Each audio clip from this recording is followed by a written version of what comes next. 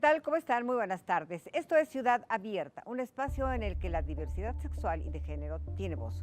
Una coproducción de Ciudad TV 21.2, el canal de la Asamblea y el Consejo para Eliminar y Prevenir la Discriminación en la Ciudad de México, el COPRED, doctor Volansky. Sí. Y hoy con un programa especial, una mesa de análisis acerca de los resultados de la encuesta sobre discriminación en la Ciudad de México 2017, población LGBTI. A propósito de que hoy, 18 de octubre, conmemoramos el Día del Trato Igualitario en la Ciudad de México. De este modo vamos a contar con la presencia de especialistas y conocedores en el tema. Están presentes Jorge Yáñez López, cofundador del Grupo 21 de Amnistía Internacional y coordinador general de Trodos Círculo de Masculinidad. Ari Vera Morales, presidenta y fundadora de Almas Cautivas, asociación civil, agrupación que trabaja a favor de la comunidad LGBTI privada de la libertad en los centros penitenciarios de la Ciudad de México. Alina Vallejo Galeana, coordinadora de comunicación de incidencia para la organización Musas de Metal, Grupo de Mujeres Gay AC. Roberto Baeza, coordinador de incidencia y gestión política y de la Fundación Arcoíris, impulsor de la primera y segunda encuesta nacional sobre bullying homofóbico. Y por supuesto en la agenda internacional, Adriana Aguilera, encargada de asuntos internacionales del COPRED, conversa con Fabiana Goyenche, directora de Desarrollo Social en Montevideo, Uruguay. Querido doctor Volansky. Sí. La mesa estará guiada por la batuta de una experta en temas de diversidad sexual y de género, Jacqueline Loaz Tapia, presidenta del COPRED. Ya están listos allá en la mesa. Vamos con ella. Gracias, Jackie.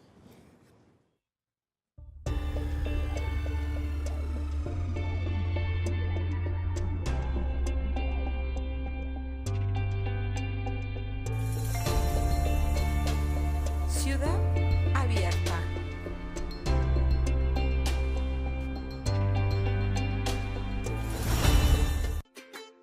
Yo soy portavoz del trato igualitario. Yo vivo en una ciudad solidaria e igualitaria. Yo construyo una ciudad sin discriminación. Octubre, mes del trato igualitario en la Ciudad de México. Consulta el calendario en www.copred.cdmx.gov.mx. Doctor Volansky y Yasmín, pues muchísimas gracias por la presentación, como siempre. Y bueno, pues el día de hoy efectivamente tenemos una mesa de lujo. Así que le voy a pedir a nuestras invitadas y nuestros invitados que se presenten. Empezamos por acá. Muchas gracias, Jackie. Gracias por la invitación y este programa. Mi nombre es Ari Vera, presidenta de Almas Cautivas, asociación civil que trabaja con las personas privadas de la libertad en los centros penitenciarios de la Ciudad de México. Gracias. Hola Jackie, de nuevo muchas gracias por la invitación. Yo soy Roberto de la Fundación Arcoíris por el respeto a la diversidad sexual. Nuestra organización trabaja principalmente la promoción del derecho a la sexualidad y de personas LGBT a nivel nacional. Muchísimas gracias. Muchísimas gracias también por la invitación. Yo colaboro con Musas de Metal, Grupo de Mujeres Gay AC. Desde hace 22 años trabajamos por el empoderamiento de mujeres lesbianas, bisexuales y trans. ¿Y por allá? Yo soy Jorge Yáñez, soy coordinador de Trodos Círculo de Masculinidad y del grupo Opción B, que trabajamos con población bisexual. Pues aquí estamos quienes hoy vamos a analizar los resultados de la segunda encuesta de discriminación que se hace en la Ciudad de México sobre el tema de diversidad sexual y de género. Así que, pues empezamos. Y lo primero que les quisiera comentar es, ¿cómo vieron? ¿Qué opinan de lo que la ciudadanía respondió sobre qué es discriminación? Fíjate, Jackie, perdón, tomé la palabra. A mí me llama mucho la atención esta pregunta y sobre todo cómo la leen las y los ciudadanos, ¿no?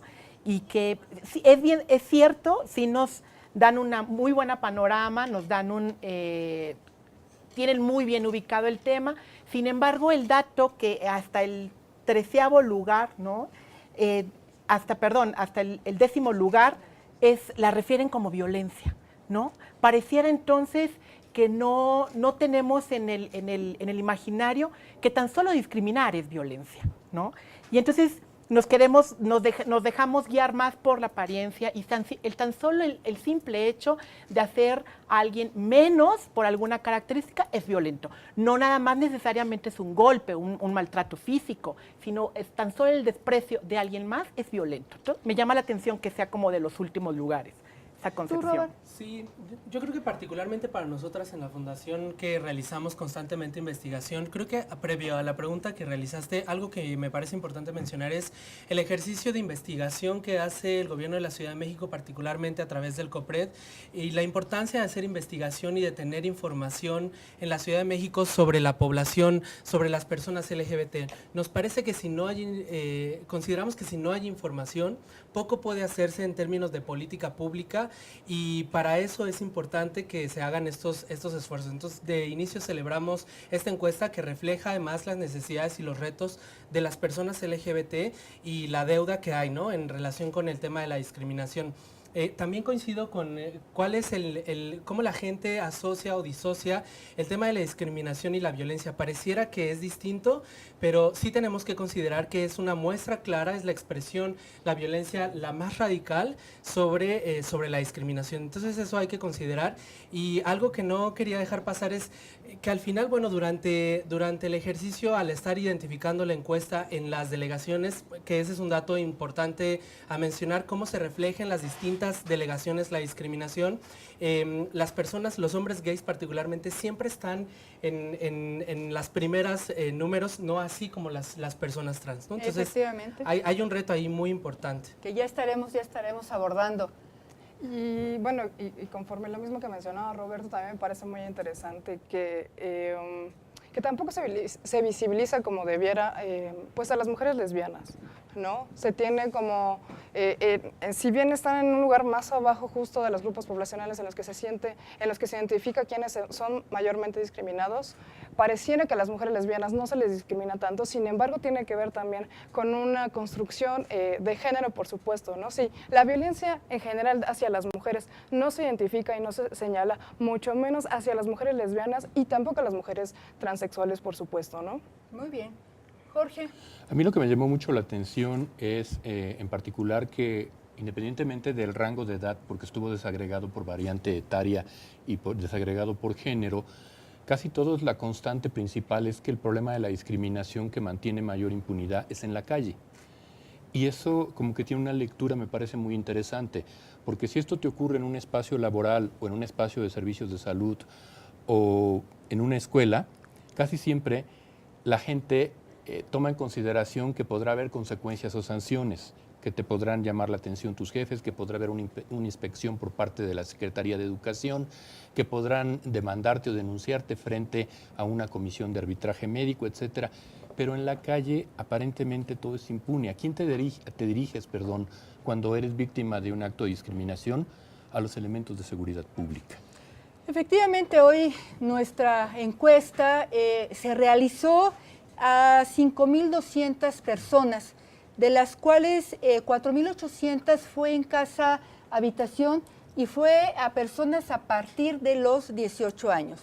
La encuesta también se hizo en el marco delegacional, como bien decías, Roberto, con la idea de 300 encuestas por delegación. Pero hubo otro dato que nos parecía muy importante, y es que en esta ciudad dormimos, como decimos, 9 millones de personas, sí, pero transitamos casi 20 millones. Entonces era muy importante conocer y saber qué pensaba también ese otro resto de la población que está aquí en la Ciudad de México. No toda la violencia es discriminación, pero la discriminación es violenta sin lugar a dudas. Y en este ejercicio la encuesta también manifestaba qué es eso que detona que alguien discrimine. Y le preguntábamos entonces a la ciudadanía cuáles eran esas principales causas que detonaban la conducta discriminatoria. Y por mencionar las 4 primeras, y me gustaría saber su opinión, les decían bajo nivel educativo, preferencias sexuales, color de piel y pobreza. Color de piel y pobreza casi en el mismo lugar en donde estaban ubicados. ¿Tú cómo analizas esta parte, Jorge? Yo creo que son datos muy interesantes, aunque creo que de todas maneras en términos de metodología todavía le cuesta a la ciudadanía, me refiero, diferenciar que preferencia sexual u orientación sexual es una cosa y la identidad de género pasa desapercibido ese dato, y creo que es necesario empezar a colocarlo, porque también es otro tipo de discriminación el que viven las personas con una identidad de género elegida. Muy bien. ¿Por acá? Bueno, pues en términos generales, pues no es de sorprender, ¿no? Justo sabemos que uno de los grupos de atención prioritaria en la Ciudad de México es precisamente la población indígena. Yo sé que este dato viene más adelante, pero tiene que ver finalmente con una ciudadanía, una cultura profundamente racista, profundamente clasista, ¿no? Que tiene que ver con estas concepciones del bajo nivel educativo, el color de piel, la pobreza, pero con el añadido, por supuesto, la orientación sexual, que tiene que ver más bien con la misoginia y el sexismo cultural, pero no son datos que en realidad a mí me sorprendan, ¿no? Es más bien el reflejo de lo que ya se sabe y de la necesidad, y reiterar, perdón, la necesidad de las políticas públicas que ya se están haciendo precisamente desde el COPRED, ¿no? Sí, yo creo que un tema importante son dos. La primera es estos tres grupos, vamos a llamarlo así, o estas tres causales, no son fortuitas, ¿no? Es decir, en la Ciudad de México la multiculturalidad y este tema de que el turismo siempre lo asociamos con lo blanco, porque allá arriba siempre está presente en nuestra sociedad, en nuestra cultura, que lo blanco siempre tiene un valor agregado, ¿no? Y que pareciera que entonces el color de piel o las personas indígenas tienen un valor desagregado, ¿no? Y tiene que ver también con el contexto de migración en la Ciudad de México, particularmente cómo es que la ciudad también ha sido receptora, ¿no? De alguna manera de distintas personas que provienen de distintos países, y que el rechazo entonces inmediato es, si no vienes a turistear, ¿no? Si no vienes a poner alguna moda, por así decirlo, entonces no te queremos, ¿no? Eso es por un lado, que me parece importante mencionarlo. Y por el otro lado tiene que ver también con, a pesar de los grandes esfuerzos que tenemos en la Ciudad de México, que la ciudad es ejemplo en términos de política pública, ha emprendido iniciativas, me parece, en nuestra región de América Latina bastante interesantes para la protección y reconocimiento de las personas LGBT, siempre hay una deuda social, ¿no? Y al final la normalización de la violencia, de la homofobia y de la transfobia es algo con lo que convivimos todos los días, y que claro que hay una distancia muy importante, hay una brecha entre política pública y la cultura que está en nuestras sociedades, ¿no? Entonces son retos interesantes en términos de qué hacer, ¿no? Con esta información. Ari, ¿tú cómo lo viste? Mira, yo retomando un poco lo que dice Jorge, sí, efectivamente estoy de acuerdo que hay una confusión en el tema sobre las causas de discriminación entre preferencia sexual, orientación sexual e identidad de género. Sin embargo, sí nos lo deja ver la encuesta un poco, cómo nos lee la ciudadanía. Y en el punto 9 y en el punto 13 hacen mucha referencia sobre la vestimenta y sobre la apariencia física. Y no solamente a las personas trans, o sea, voy a utilizar el término trans, el prefijo trans como un término paraguas, ¿no? No nada más se refiere a las personas transexuales, transvestis y transgénero, sino también a aquellas personas con un género fluido o que simplemente están en una expresión de género diferente a la norma. Y creo que es aquí donde lo está diciendo también esta pregunta, esta encuesta. Y bueno, coincido en ese sentido que este es el reto de esta misma encuesta, y que esta encuesta lo que nos está arrojando es la subjetividad de la población, cómo nos está leyendo la población, cómo nos lee la otredad, cómo nos lee las instituciones, desde casa y por dónde transitamos. Bueno, pues por ahí, abonando a esta primera parte de la encuesta, que además es importante saber que tiene dos dimensiones. Una, la percepción, que es esta primera parte en la que estamos abordando. Yo siempre digo que la percepción es lo que las personas sentimos desde lo profundo del corazón. Y después entraremos a la parte de testimonios.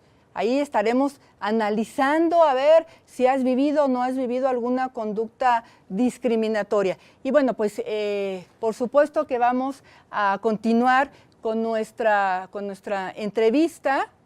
Y bueno, pues estaremos Los invito a que nos sigan en nuestras redes sociales, ya saben, échenos un telefonazo al 53 22 0300, síganos en Facebook, Ciudad TV 21.2, en nuestro Twitter, Ciudad TV 21.2, y bueno, pues con muchísimo gusto seguimos conversando. Vamos a un corte y regresamos.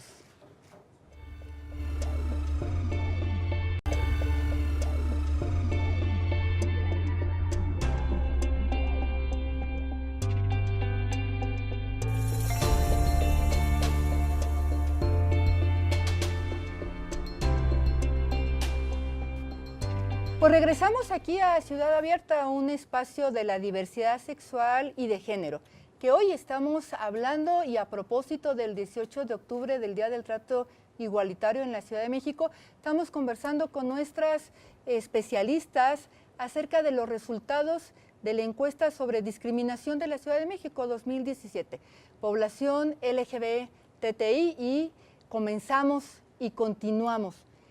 41 grupos se eligieron en la encuesta, resultado del programa de derechos humanos, de los grupos que están en mayor situación de vulnerabilidad. Y aquí la encuesta, hablando de la diversidad sexual y de género, nos dice que el grupo más discriminado son las personas indígenas, con el 17%, una baja importante en comparación de hace 4 años, que venía en el 24%.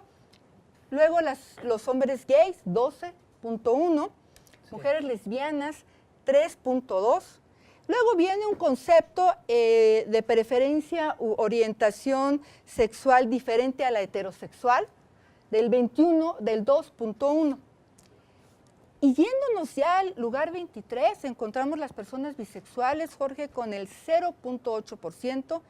Y en este paraguas de las personas trans, las personas transgénero, 0.8%, las personas transvestis, 0.7%, transexuales, 0.6%, y las personas intersex con el 0.2%. A mí me gustaría, Ali, que empezáramos con el tema de las mujeres lesbianas.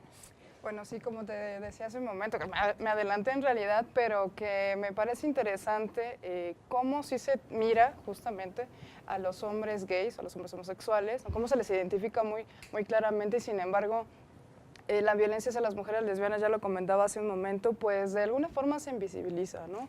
Porque en términos generales, lo que sabemos desde el grupo de Musas justamente es que a veces esta violencia o discriminación se disfraza a veces de cosificación incluso hacia las mujeres lesbianas, ¿no? Es decir, se les mira como un objeto de deseo, de fetiche para consumo de los hombres heterosexuales, ¿no? Y entonces, en ese sentido, pues se pierde un poco, porque de alguna forma se les mira. Se les mira, no en términos negativos, entre comillas, por esta cosificación, y solo a las mujeres, porque viene más adelante, a las mujeres que se salen de este objeto de cosificación, son a las que ya se les malmira, o se les identifica y se les puede discriminar como tales, como mujeres lesbianas. No sé si queda claro. Y se mantiene de todas maneras dentro de los 10 principales menciones. Y aún así se mantiene, por supuesto. Y en el tema gays están en el segundo lugar de las menciones de la percepción de la ciudadanía. ¿Tú cómo lees esto? Y además ¿Por qué con un 12%? Las mujeres lesbianas con un 3% y los hombres con un 12%. ¿Por qué? Sí, no, definitivamente tiene que ver con lo que Aline estaba comentando, con una cultura muy machista.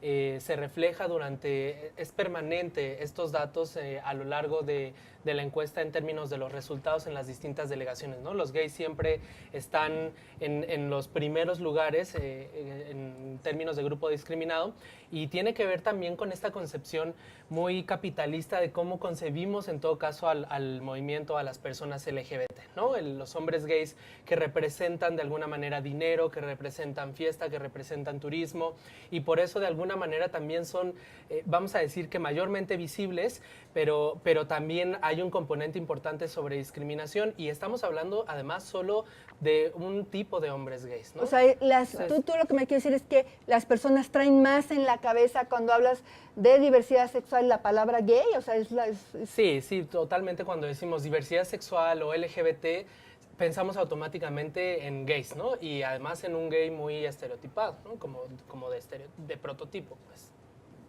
Y después se recorre toda la encuesta y nos vamos hasta otros lugares, es decir, más allá del lugar 20, y entonces se ubica a las personas bisexuales con un 0.8%, es decir, de un 12, un 3 y un 0.8%.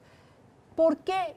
No hay discriminación, no se identifica. ¿Qué pasa ahí, Jorge? Yo creo que aquí el principal problema para la población bisexual es que como la bisexualidad no es posible verla, no es tangible, no es notoria, no se asocia a un estereotipo en particular, el dato cuesta mucho trabajo e incluso algo que notábamos es que con dificultad se identifica la bisexualidad masculina, como si la bisexualidad femenina no existiera. Está como diluido ese dato y es muy curioso ver cómo prácticamente se pierde. Sin embargo, yo creo que hay un aporte también interesante. Si bien la bisexualidad, el principal problema que tiene es eso, la invisibilidad, porque no hay programas, no hay servicios y no hay presupuestos, por lo tanto no existe a nivel público. Los datos que la encuesta, que la EDIS en esta versión nos proporciona a nivel de delegaciones políticas es muy útil, porque ahí ves la variación y hay demarcaciones políticas que parece que se incrementa el porcentaje de discriminación, es decir, se nota a la población bisexual, y en otras casi desaparece por completo. Sí, hay unas que traen 0.0. Exacto, y es muy útil porque esta cartografía que además se generó por cada delegación nos va a permitir ver cómo pasa la situación en cada una de ellas, y yo diría hasta más adelante poder elaborar un índice sobre cómo queda para cada una de estas identidades del acrónimo LGBTI. Por supuesto, y el tema trans, a ver, Ari, no todas y todos lo sabemos que desafortunadamente cuando hablamos de mensajes de odio, cuando hablamos de violencia, cuando hablamos de crímenes, son a las personas trans principalmente quienes protagonizan desafortunada lista. Sin embargo, están en los lugares mucho más bajos. Así es. ¿Qué es? Así ¿Será es, que las confunden con hombres gays? Por supuesto, así es, efectivamente. Tú acabas de decir algo bien importante. Yo cuando leía esta parte de la encuesta decía, bueno, ahora resulta que nosotras somos las menos violentadas y somos las que menos enfrentamos situaciones muy difíciles, como el caso de los crímenes de odio, ¿no? Si nos basáramos a esta encuesta, entonces las personas que tendrían que a lo mejor enfrentar, y que no sea así, me da mucho gusto que no sea así, es mucho mayores crímenes de odio con las personas gays, hombres gays y con las personas lesbianas, ¿no? Sin embargo, en la realidad es otra. La realidad es que las mujeres trans en esta ciudad y México ocupa el segundo lugar a nivel mundial sobre los crímenes de odio, entonces nos lo refleja. Entonces, ¿qué está pasando con esto? ¿Por qué las mujeres trans, las personas trans, estamos en los últimos lugares, en el 24, en el 29 y en el 31, o sea, los últimos? Pues precisamente es la percepción de la otredad, ¿no? La mayoría de la población todavía confunde el tema de orientación sexual con identidad de género, todavía se cree que las personas trans son hombres vestidos de mujer, todavía se cree que hay un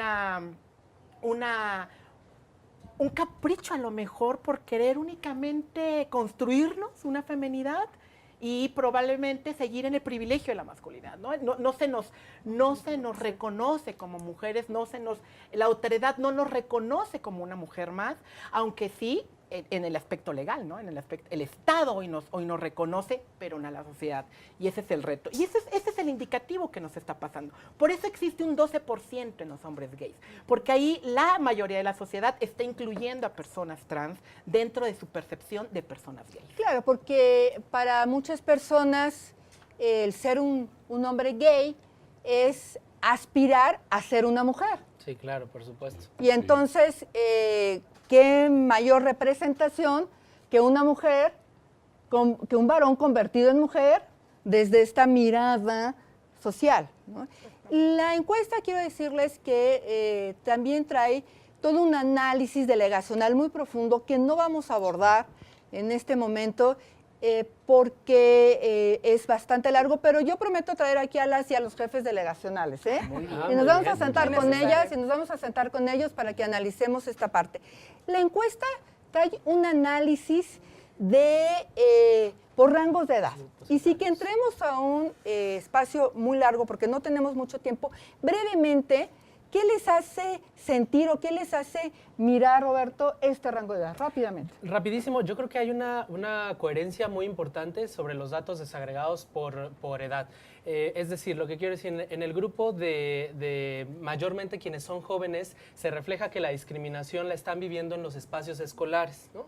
La gente que está entre los 30 a 35 se refleja en la encuesta que la discriminación la están viviendo en los espacios laborales. Es decir, hay una ubicación muy fuerte y hay una sincronía, ¿no?, de la discriminación en los distintos ámbitos en donde la gente se está desarrollando. ¿Tú cómo lo ves, Selena? A mí me parece bastante interesante que dentro de la percepción de los lugares donde son mayormente discriminados no surja la familia.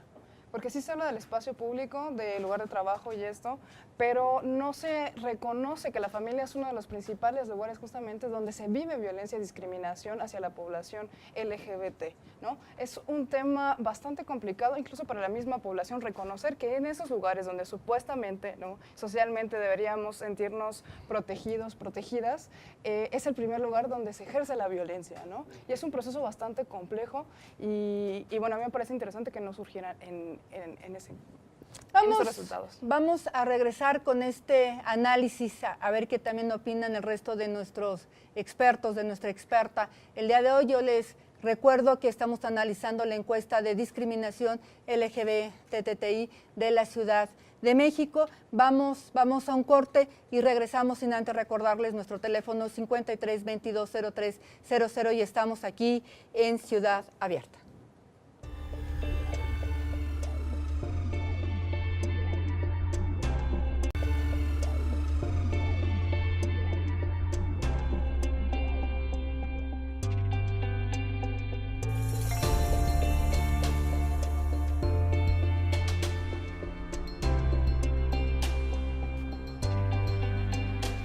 Seguimos aquí en Ciudad Abierta analizando los resultados de la segunda encuesta de discriminación de la diversidad sexual y de género. Ari, entremos a cómo la ciudadanía nos dice que se dan estas conductas discriminatorias en las personas trans. Y a mí me gustaría aquí hacer una focalización.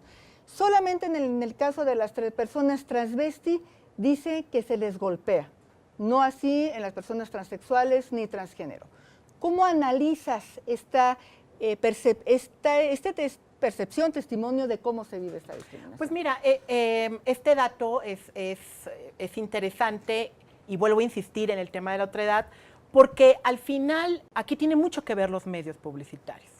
Estamos muy acostumbrados en esta ciudad y en el interior de la República que los medios cuando sacan estos crímenes de odio ponen el travesti, el hombre vestido de mujer, es asesina, etcétera, etcétera, etcétera. Cómo la ciudadanía asocia el crimen de odio, los golpes, la agresión física sobre una persona travesti, ¿no? Porque no estamos utilizando el término correcto o porque simplemente no te están leyendo así, ¿no? Ese es el término que lo arroja. Pero, sin embargo, cuando nos hablan sobre las formas de discriminación de las personas trans, hay dos vertientes, ¿no? Cómo la ciudadanía lo lee conforme se comporta las instancias, los lugares, el tránsito, la escuela, por no dejarte entrar al trabajo, por no permitirte el acceso a la salud, y algunos por la percepción de la demás ciudad, cómo te insultan, cómo te emiten algunas agresiones verbales, cómo te miran, cómo por la vestimenta, eso me llama mucho la atención, por la forma de vestirse. Entre ellas, por ejemplo, en el tema de las mujeres lesbianas, hay un dato muy importante en donde dicen por vestir como hombres. Entonces, ¿cómo están leyendo también a los hombres trans, ¿no? Los siguen leyendo, siguen replicando estas prácticas binarias heteronormadas, ¿no? Y a mí me parece que Roberto por ahí ya lo decía también, somos una sociedad clasista y racista, en donde denota muchísimo cómo estamos vestidos y cómo nos ven. Tú, Jorge, ¿cómo ves la descripción que hace que viven las personas bisexuales y cómo se manifiesta esta discriminación? Sí, yo creo que uno de los datos que también nos proporciona esta nueva versión de la encuesta de discriminación de la Ciudad de México para población bi es la ausencia de datos de población joven. ¿Sí? Y eso es un pendiente que se viene arrastrando. Las personas bisexuales no solo somos adultos, claro que también hay jóvenes, pero se sigue leyendo como un asunto transicional, en tanto te defines como o heterosexual o gay o lesbiana, y ahí se diluye el dato, entonces hay una ausencia. Pero también creo que ese análisis por la variante de edad toca también a las personas adultas mayores. Y ahí como que parece que nos engloba a todo lo que toca por orientación o preferencia sexual, porque qué problemática están viviendo las personas adultas mayores de la diversidad sexual. La que viven en los asilos, en los espacios donde prácticamente son obligados a regresar al closet, porque parece que en ese momento ya te vuelves asexual, ya no es un asunto que tenga que tratarse ahí y se vuelve un tipo de coacción psicológica muy duro. Todo eso también creo que es mucho del trasfondo y de la pertinencia que nos deja ver esta encuesta de empezar a trabajar de manera transversal otros temas como el de la edad o como el que se comenta del sobrepeso también o de la obesidad. Que tiene las mujeres lesbianas, ¿cómo viven esa discriminación? ¿Hace concordancia con la experiencia que Musas tiene con lo que está diciendo la ciudadanía? Totalmente. Creo que uno de los principales motivos, como ya lo comentaba Ari hace un momento, es la apariencia, ¿no? Y romper con el molde de lo que se espera debe ser una mujer por diferentes causas. En primera, porque no estamos relacionándonos con hombres, por supuesto, y en segunda, porque aparte de que no nos relacionamos como hombres y en este imaginario de la cosificación tampoco vamos a reproducir esas fantasías que pueda haber, entonces las mujeres que son lesbianas y que aparte tienen o tenemos justo esta apariencia masculina en términos de la lectura social, por supuesto que son más evidenciadas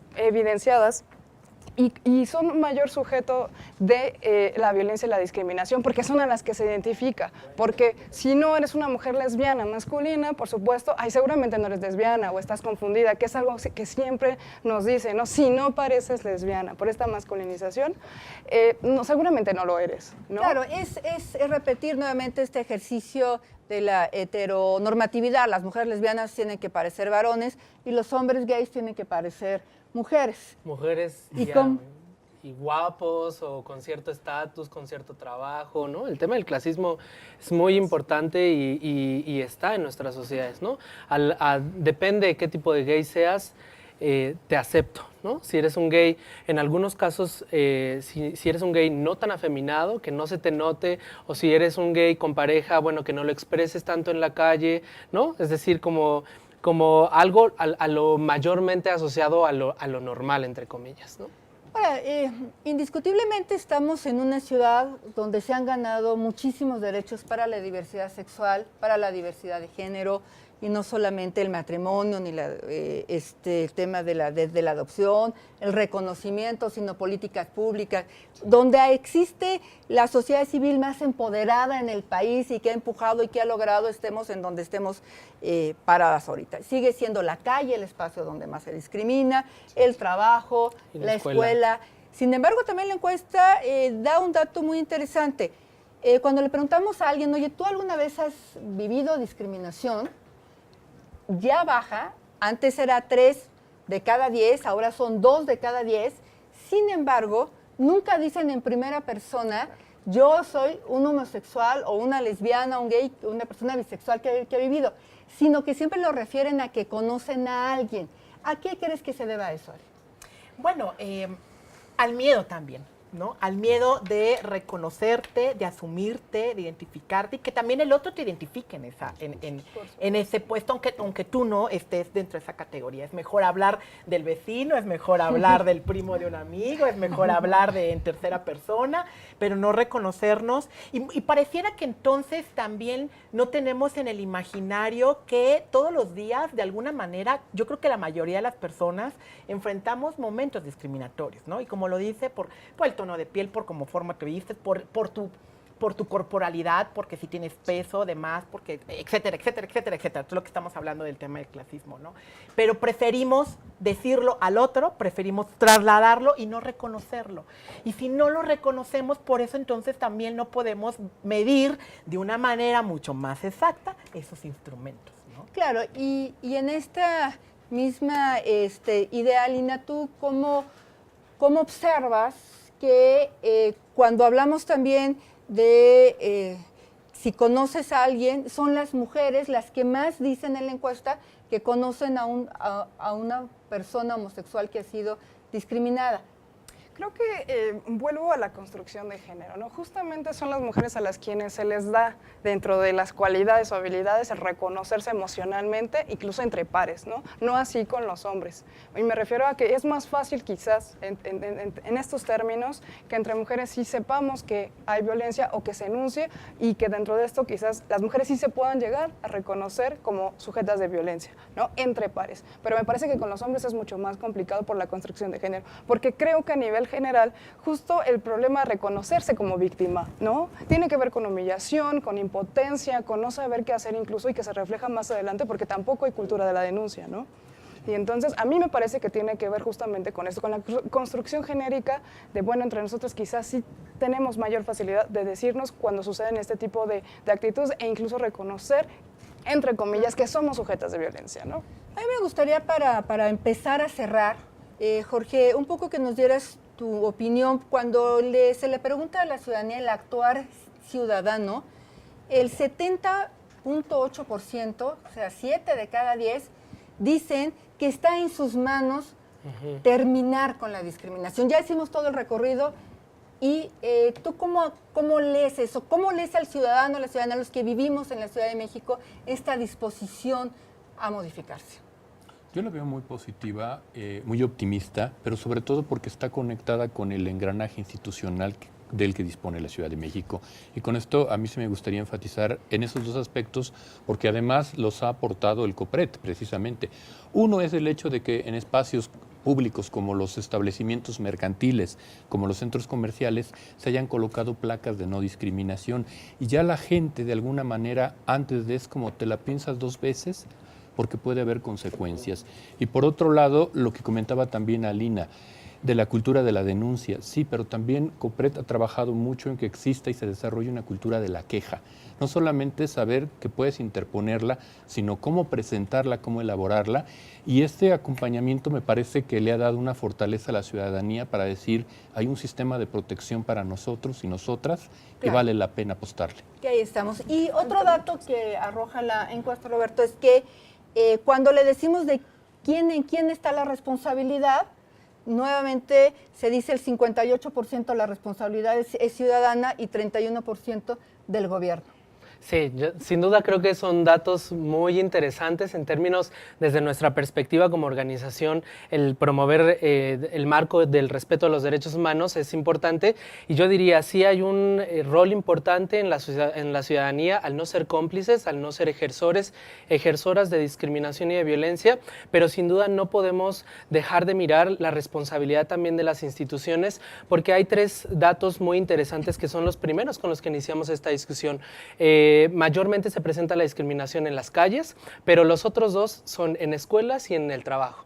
Y pueden ser lugares públicos o pueden ser lugares privados. Entonces, eso indica que al final la responsabilidad es compartida y que al final el ejercicio de la ciudadanía, el derecho a la denuncia, tiene que ser algo mucho mayormente promovido en la ciudad, como hasta ahora creo que ustedes lo han hecho muy bien, pero eso no podemos dejarlo quitar del dedo del renglón. Y una cosa muy rápida que quiero decir en relación con esta encuesta, que también nos trae una discusión muy interesante, son dos datos muy interesantes. Rapidísimo. Rapidísimo es, uno, el trabajo sexual, y dos, las personas con VIH. Muy bien. Estas dos poblaciones están así estrechamente relacionadas con las personas LGBT. Pues ahí lo tenemos. Muchísimas gracias por habernos acompañado a este análisis. Muchísimas gracias. Ahí está la encuesta. Conózcanla, estúdienla.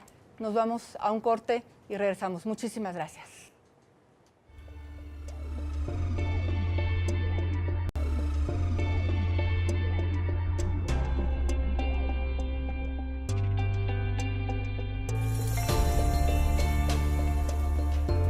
Continuamos aquí en Ciudad Abierta, el espacio que celebra el trato igualitario en la Ciudad de México, en la comunidad LGBTI. Y ya está lista Adriana Aguilera, encargada de Asuntos Internacionales del COPRED, que maneja la agenda internacional de la semana. Hoy con una gran invitada. Vamos con ellas entonces al otro lado del estudio, Adriana. Muchas gracias, Jackie. El día de hoy me toca presentarles a Fabiana Goyeneche. Ella es la directora de Desarrollo Social en la Intendencia de Montevideo. Y qué mejor tenerla esta semana que, por supuesto, en el marco de octubre, mes del trato igualitario, el 18 de octubre, la presentación de nuestra encuesta el día de ayer. Y bueno, está realizando esta visita técnica a lo largo de esta semana gracias al apoyo del proyecto Cooperación Sur-Sur para la innovación, la inclusión y la internacionalización de los gobiernos locales de la Ciudad de México y Montevideo. Pues muchas gracias por acompañarnos, Fabiana, eres más que bienvenida. Y antes de preguntarte algunas preguntas, sé que a lo largo del mes de septiembre hicieron varias actividades de intersección LGBTI y me gustaría saber, para que nos cuentes a todas y a todas, ¿qué es eso de intersecciones LGBTI y por qué es tan importante visibilizarlos? Así es, bueno, buenas noches, muchísimas gracias a ti, a Jackie, a toda la producción por la invitación. Es un orgullo y una alegría estar compartiendo este momento. De hecho, en Uruguay, septiembre es el mes por excelencia en el que celebramos la diversidad, tanto en Montevideo como en el resto del país.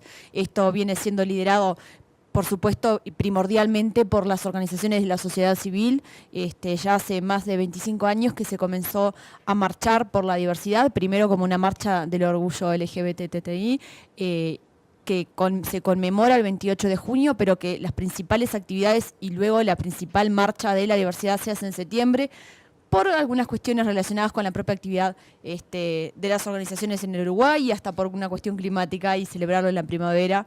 Y bueno, y en esta oportunidad durante este año, ya desde comienzos de año, con la Secretaría de Diversidad del Departamento de Desarrollo Social, lo que definimos hacer es, en el marco de lo que se aproximaba a ser el mes de la diversidad, ir tratando mes a mes diferentes temáticas, ¿no?, con las poblaciones objetivo con las que nosotros trabajamos, pensando desde la perspectiva de género y la perspectiva de la diversidad, cómo se intersectan en cada una de estas poblaciones y cómo se pueden abordar los temas cuando se trata de poblaciones, por ejemplo, LGBTI afrodescendientes o personas mayores, o cómo es una adolescencia a partir de la diversidad o la niñez. Y bueno, hicimos no solamente varios talleres en los cuales convocamos a expertos, al área académica, a la organizaciones de sociedad civil e incluso a empresas privadas, a ver cómo abordaban el tema cuando hablábamos del trabajo. Y bueno, fueron instancias de mucha formación, de mucha reflexión y que bueno, pusieron sobre la mesa, digamos, varios asuntos sobre los cuales abordar y además informarnos para ir formando nuevas políticas públicas en ese sentido. Perfecto. Y no sé si nos quieras compartir como algo que hayas rescatado de alguna mesa de diálogo, de algún taller, de algún foro que se hizo en ese ciclo de intersecciones. Bueno, como anécdotas puntuales, me animaría a decirte que desde la perspectiva de las personas mayores y por lo que estaba viendo al comienzo del programa, creo que coincidimos bastante entre ciudades. Una de las cosas que quedó más visibilizada fue la invisibilidad de la sexualidad de las personas mayores y cómo esto afecta especialmente a las personas gays, lesbianas, bisexuales o trans, porque precisamente no solamente han sido invisibilizadas, porque bueno, a través del proceso histórico que hemos vivido con los derechos de las personas, sabemos que salir del closet años atrás era aún más difícil, llevaba a afrontar aún más obstáculos de los que implica el día de hoy, y bueno, y con todo el proceso que han vivido a lo largo de sus vidas, ahora llegan a la edad adulta a ser personas mayores y todavía hay por parte de, sobre todo el ámbito médico, pero también en los ámbitos laborales, de seguridad social, una invisibilidad no solamente de la diversidad sexual, sino de la propia sexualidad de las personas mayores, que lleva a una negación de derechos, ¿no? Al momento de acceder a la salud, a la prestación de servicios, al expresarse, al vivir la afectividad, la emocionalidad, y bueno, eso fue uno de los temas que nos quedó a trabajar próximamente. Y después, bueno, en cuanto a las infancias y las adolescencias, por supuesto, cuánto hace falta trabajarlo desde la perspectiva de la educación, porque cómo puede la discriminación ser un factor que dispara la deserción escolar y la deserción en la educación secundaria, y además la necesidad de acompañamiento también a las familias, ¿no? Y a las distintas formas que pueden tomar las distintas familias. Sí, por supuesto, creo que es un tema muy importante. De hecho, aquí en la Ciudad de México también estamos empujando esa intersección, infancia y adolescencia trans, y nada más que nosotros en el sector salud, que también es bastante importante, y con el Poder Judicial, ¿no? En este cambio de sexo genérico. Y pues bueno, creo que nos podemos ir platicando cada vez más de lo que ha estado haciendo Fabiana a lo largo de esta semana, y vamos a seguir haciendo hasta el viernes, de lo que hace Montevideo, de los avances. Por supuesto, Montevideo es miembro de la Red Latinoamericana de Ciudades Arcoíris, y pues bueno, nada más, no falta más que agradecer a Fabiana por estar aquí el día de hoy con nosotros, a todas las personas que estuvieron acompañándonos, y pues bueno, también nos regresamos con Jackie para la despedida. Muchas gracias. Muchas gracias, Adriana. Pues lamentablemente hemos llegado al final de esta emisión de Ciudad Abierta, que es una coproducción de Ciudad TV 21.2, el canal de la Asamblea, con el Consejo para Prevenir y Eliminar la Discriminación de la Ciudad de México, el COPRED. Les agradezco mucho su atención y nos vemos el próximo miércoles. Hasta entonces.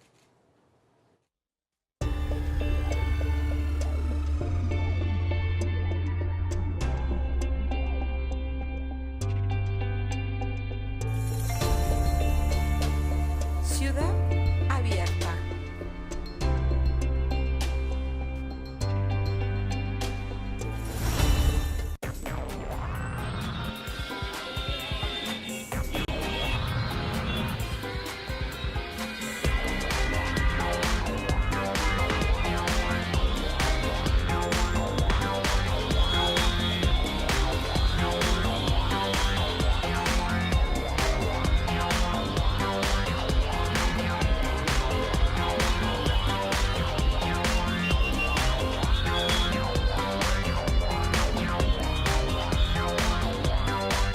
Ciudad TV 21.2, el canal de la Asamblea, presentó El ombligo de la luna, con la receta indicada para la neurona de el Dr. Volavsky y la deliciosa conducción de Yasmín Alessandrini.